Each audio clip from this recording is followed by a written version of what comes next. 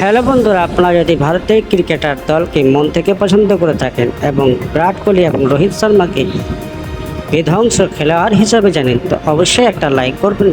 বন্ধুরা বিশ্বকাপের আগে ভারতীয় ক্রিকেটারদের সম্মানিত করলো আইসিসি। বন্ধুরা ঠিকই শুনেছেন, 2রা জুন থেকে শুরু হতে চলেছে টি-20 বিশ্বকাপ 2024। তার পূর্বেই ভারতীয় ক্রিকেটারদের সম্মানিত করলো আইসিসি। কেন, কি কারণ, সম্পূর্ণ ভিডিওর মধ্যেই আপনাদের জানাবো। তার পূর্বে জানিয়ে রাখি, চ্যানেলে নতুন হয়ে থাকলে চ্যানেলটিকে সাবস্ক্রাইব করে আমাদের পাশে থাকবেন। বন্ধুরা, টি-20 বিশ্বকাপ থেকে শুরু হতে মাঝে আর মাত্র একদিন বাকি। বিশ্বকাপের আগে ভারতীয় ক্রিকেটারদের সম্মানিত করল আন্তর্জাতিক ক্রিকেট কাউন্সিল আইসিসি। গত 1 বছর ধরে ভারতীয় ক্রিকেটারদের ভালো পারফরমেন্স ফলস্বরূপ রোহিত শর্মা, রবীন্দ্র জাদেজা, সূর্যকুমার যাদব, আশাদীপ সিংকে টি-20 এক আসরে ধারাবাহিক ভালো পারফরমেন্সের জন্য সম্মানিত করা হলো সূর্যকুমার যাদবকে। তার হাতে বর্ষসেরা টি-20 দলের সদস্য হিসেবে ক্যাপ তুলে দেওয়া হয়। ভারতীয় দলের তারকা অলরাউন্ডার রবীন্দ্র জাদেজাকে টেস্ট টিম অফ দ্য ইয়ারের সদস্য হিসেবে ক্যাপ তুলে দেওয়া হয়। ভারতীয় অধিনায়ক রোহিত শর্মাকে ICC one day team of the ইয়ারের ক্যাপ তুলে দেওয়া হয়। ওয়ানডেতে বর্ষসেরা দলের সদস্য হিসাবে এই একই সম্মান পেলেন কুলদীপ যাদবও। টি-20 বিশ্বকাপের রিজার্ভ করে থাকা শুভমান গিল, মোহাম্মদ সিরাজকেও অনবদ্য বোলিংয়ের জন্য বর্ষসেরা ওয়ানডে দলের সদস্য হিসাবে ক্যাপ তুলে দেওয়া হলো। ভারতীয় টি-20 দলের অন্যতম সেরা ভরসা বাঁহাতি পেসার আশাদীপ সিংকে আইসিসির বর্ষসেরা টি-20 দলের সদস্য হিসাবে টুপি প্রদান করা হয়েছে।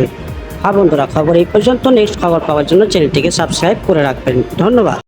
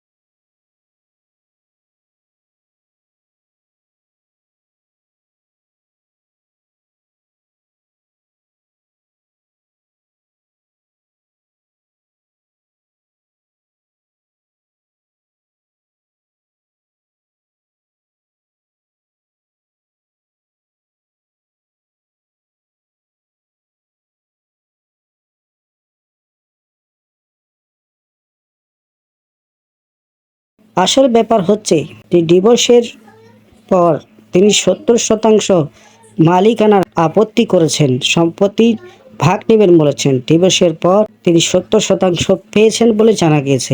এখনো পর্যন্ত সঠিক তথ্য পাওয়া যায়নি যে আসলে হার্দিক পান্ডিয়া ডিভোর্স হয়েছে কি না। তবে এতদূর পর্যন্ত বলা যায় যে একজন খুব জলদি রাস্তায় নামতে চলেছে। শোনা যাচ্ছে বরের সম্পত্তি 70% পেয়েছেন নাতাশা ডিভোর্সের পর। বন্ধুরা, এটুকু জানতে পারা যায় এইচটি অনলাইন খবর থেকে। বন্ধুরা, আজকের খবর এই পর্যন্ত। নেক্সট খবর পাওয়ার জন্য চ্যানেলটিকে সাবস্ক্রাইব করে রাখবেন। ধন্যবাদ।